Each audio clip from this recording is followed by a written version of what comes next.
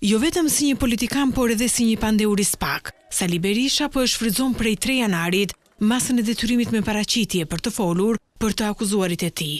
Veç letrës që i la SPAK-ut ku e akuzon se me amnistimin e krimeve elektorale kreu atentat ndaj zgjedhjeve të lira. Berisha lakoi sërish emrin e Taulant Ballës, Ramën e identifikoi si redaktorin, një detyrë që përmendet në përgjimet ndaj Erion Velis, kurse Ulsi Manjën e veçoi si njëri nga ata që e tradhtuan kryebashkiakun e Tiranës prej 12 shkurtit në arrest në Burg. I ka shkuar natën si mik, duke ju lëpir e stërlpir Erion Velis dhe ka urdhruar vendosjen e çimkave në të gjitha mjediset.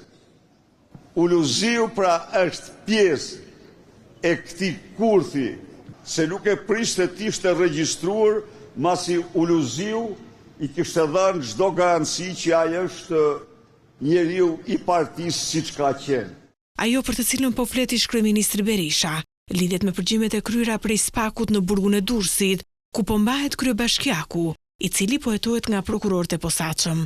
Erion Velia është regjistruar edhe duke folur në telefon fiks, edhe duke fjetur në shtratin e tij, edhe duke ulur në tovolinë.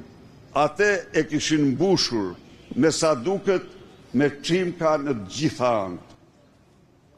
Po, çdo i burgosur apo i paraburgosur përsëri ka të drejtat e tij.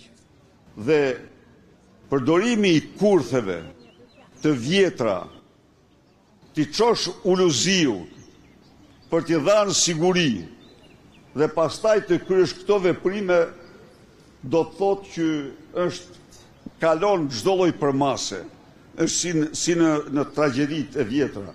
Detyra e radhës ndaj Sali Berishës për t'u paraqitur është në datën 7 dhe 21 prill.